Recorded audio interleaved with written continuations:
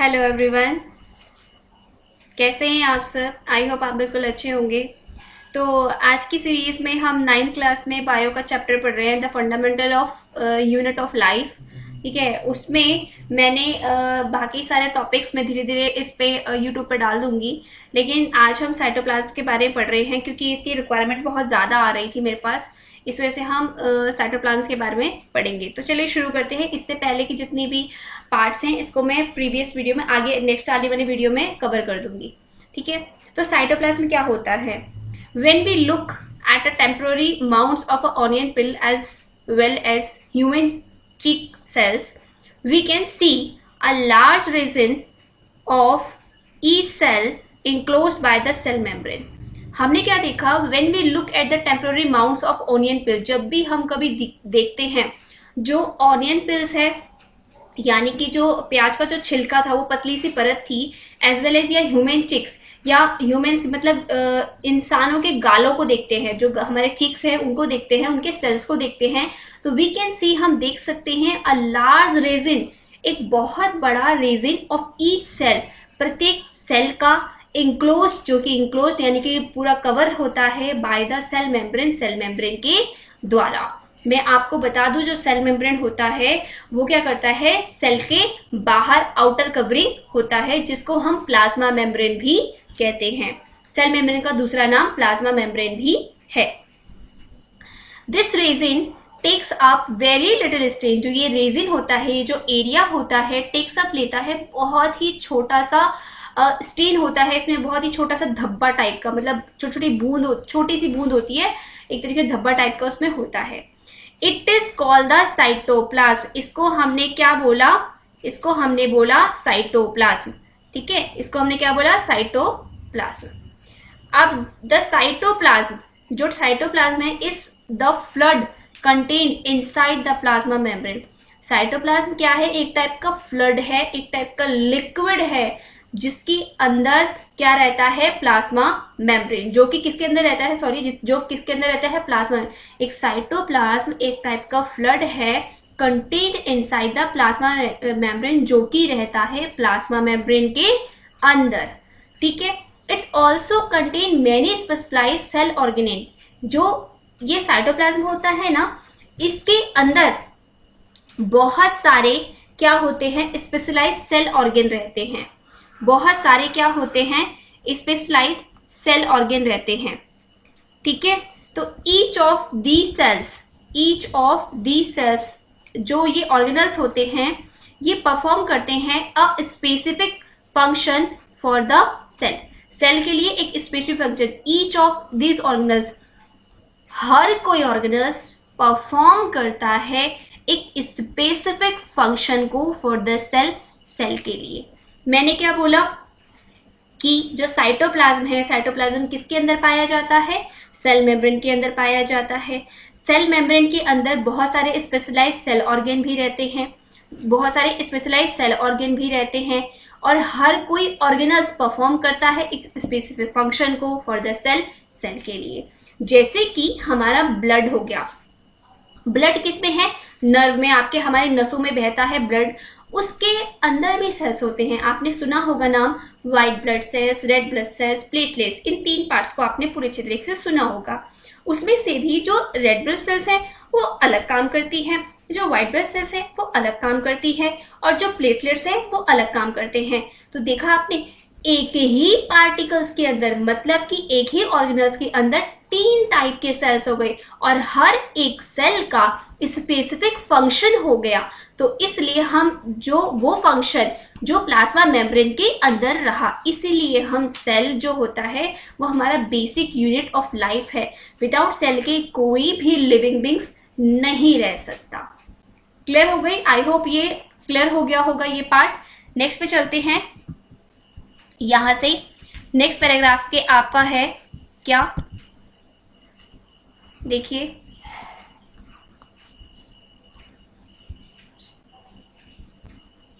देखिए अब जो नेक्स्ट पैराग्राफ है वो आपका क्या है?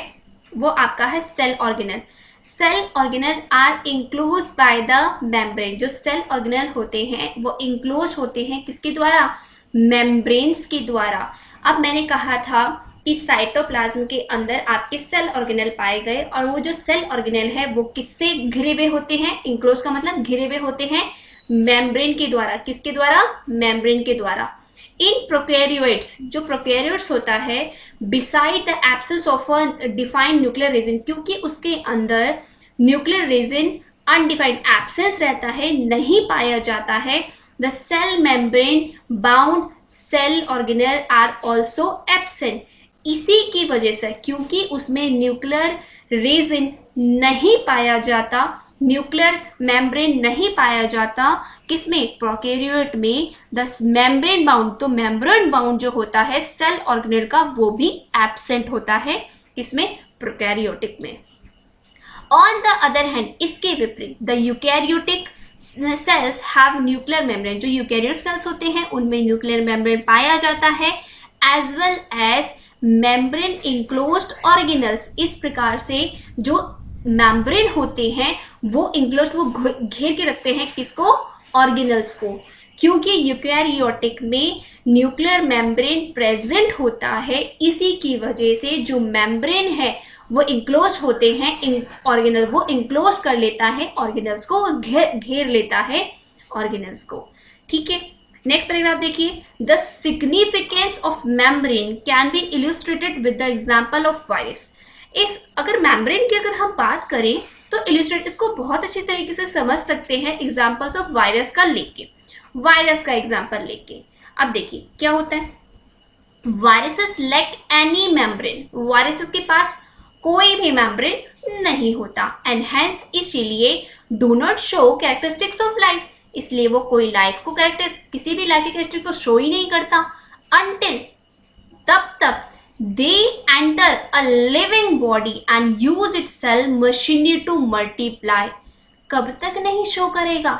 जब तक वो किसी लिविंग बॉडी में, किसी जीवित प्राणी में ना चला जाए और अपने आप को मल्टीप्लाई ना कर ले।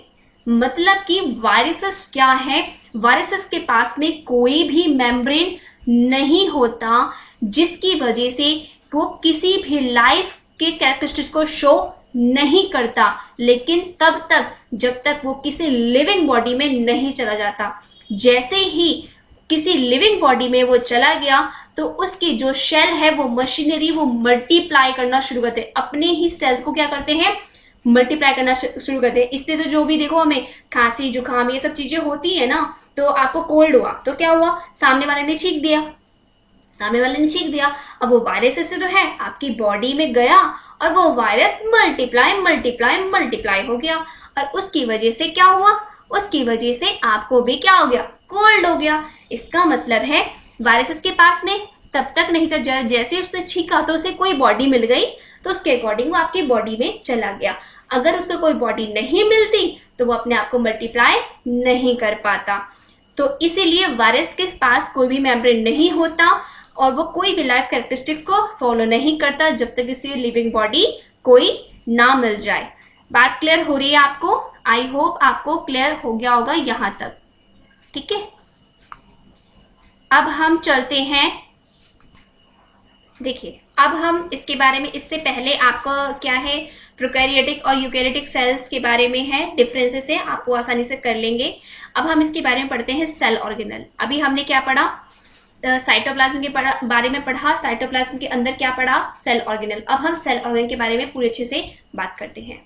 देखो, every cell has a membrane around it, हर कोई सेल रखता है एक मेम्ब्रेन अराउंड इट, अपने चारों तरफ, to keep its own content separate from the external environment, अपने कंटेंट को सेपरेट करने के लिए, अलग करने के लिए, फ्रॉम द एक्सटर्नल एनवायरमेंट, बाहर के वातावरण से, बाहर के वातावरण से अपने कंटेंट्स को अलग करने के लिए अपने क्या रखता है? ये मेम्ब्रेन रखता है सेल अपने चारों तरफ।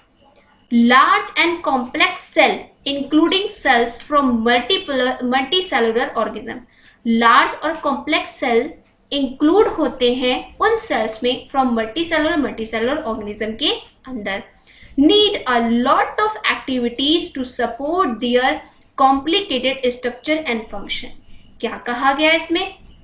कि लार्ज बहुत बड़े बड़े और जो कॉम्प्लेक्स सेल होते हैं इंक्लूडिंग सेल्स जो कि मल्टी सेलुलर ऑर्गेनिज्म में पाए जाते हैं need a lot of chemical activities, उनको बहुत सारी केमिकल एक्टिविटीज की जरूरत होती है टू सपोर्ट करने के लिए देयर कॉम्प्लिकेटेड स्ट्रक्चर को और उनके फंक्शंस को।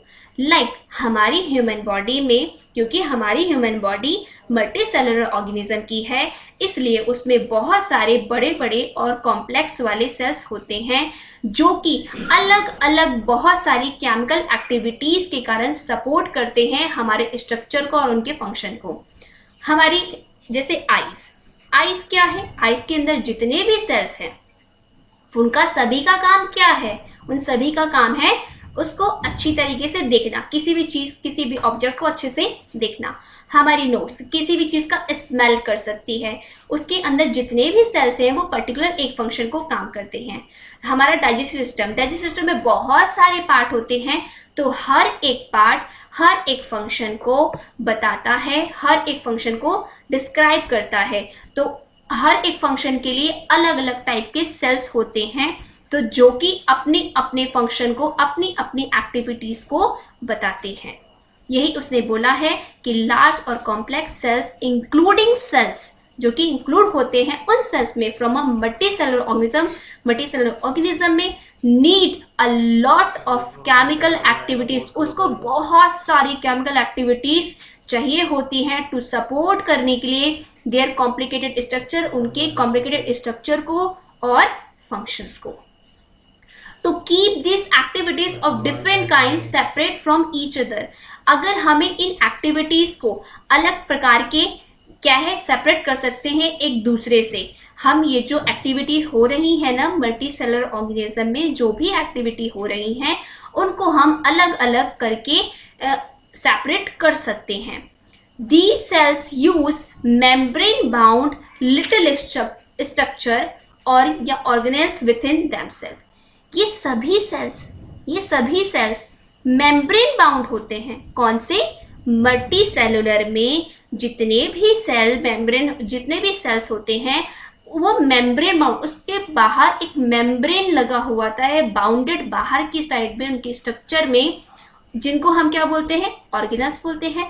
विथ इन देमसेल्फ, अपने आप, यानी कि हर कोई सेल अपने चारों तरफ एक मेम्ब्रेन बना के रखता है जो कि हम क्या बोल सकते हैं? उसको ऑर्गेनल्स बोल सकते हैं कि एक टाइप का मेम्ब्रेन है, उसका एक टाइप का ऑर्गेनल्स है। This is one of the feature of eukaryotic cell, कि एक टाइप का फीचर है किसका? यूकैरियोटिक सेल का, क्योंकि यूकैरियोटिक सेल में न्यूक्लियर मेम्ब्रेन प्रेजेंट होता है, इसी तरीके से उसमें सेल ऑर्गेनल भी प्रेजेंट होगा। That distinguish from them from the prokaryotics, जो कि डिस्टिंग्विश मतलब अलग करके रखता है प्रोकैरियोटिक सेल से, क्योंकि यूकैरियोटिक सेल्स में न्यूक्लियर मेम्ब्रेन पाया जाता है इसलिए उसमें सेल ऑर्गेनल भी पाया जाता है। लेकिन प्रोकैरियोटिक सेल जो सेल्स होते हैं उसमें न्यूक्लियर मेम्ब्रेन एब्सेंट होता है, इसलिए प्रोकैरियोटिक में क्या होता है? सेल ऑर्गेनल भी एब्सेंट होता है, इसलिए हम उसको डिफरेंट मानते हैं। Some of these organelles are visible only with an electron microscope. कुछ ऑर्गेनल्स ऐसे होते हैं जो केवल दिखाई देते हैं सिर्फ और सिर्फ इलेक्ट्रॉन माइक्रोस्कोप के द्वारा, जो केवल और केवल माइक्रोस्कोप के द्वारा देखे जा सकते हैं। ठीक है, आई देखिए अब इसका जो लास्ट पैराग्राफ है इसका आपका सेल ऑर्गेनल वो क्या है? We have talked about the nucleus in the previous section. अभी हमने न्यूक्लियस की बात करी थी इस प्रीवियस सेक्शन में। Some important examples of the cell organelle, कुछ important examples सेल ऑर्गेनल के which will be discussed now, जो कि हम डिस्कस करेंगे अब। कौन कौन से हैं? Endoplasmic reticulum, Golgi apparatus, lysosome, mitochondria और प्लास्टिड, ये सारे आपके क्या हैं? सेल ऑर्गेनल है। ये इन सभी का अलग अलग फंक्शन होता है। तो इस सारे सेल ऑर्गेनल के बारे में अब हम आगे डिस्कस करने वाले हैं। दे आर इम्पॉर्टेंट, वो बहुत ज्यादा इम्पॉर्टेंट होते हैं because they carry out some very crucial function in the cell, क्योंकि वो कैरी करते हैं, वो बनाते हैं कुछ क्रूशियल फंक्शन को इन द सेल के अंदर। हर कोई सेल ऑर्गेनल स्पेसिफिक फंक्शन को बताता है, इसलिए इनको पढ़ना बहुत ज़रूरी हो जाता है। आई होप यहाँ तक आपको अच्छे से क्लियर हो गई होगी सारी बात। आपके दो टॉपिक इसमें क्लियर हो गए आपके, एक साइटोप्लाज्म और एक सेल ऑर्गेनल। ठीक है, जो नेक्स्ट इसके पार्ट हैं सेल ऑर्गेनल के, जो पार्ट हैं endoplasmic reticulum, Golgi apparatus, lysosome, mitochondria और प्लास्टिड, हम नेक्स्ट वीडियो में करेंगे। अच्छे से आप इसको पढ़ लीजिएगा। अगर कोई प्रॉब्लम होती है तो आप कमेंट बॉक्स में लिख देना कि ये चीज़ समझ नहीं आई है, तो मैं आपको दोबारा से इसको समझा दूंगी। वीडियो देखने के लिए थैंक यू फॉर वॉचिंग, और लगातार वीडियो देखते रहिए, मेरे साथ बने रहिए मेरे चैनल पे। Thank you for watching.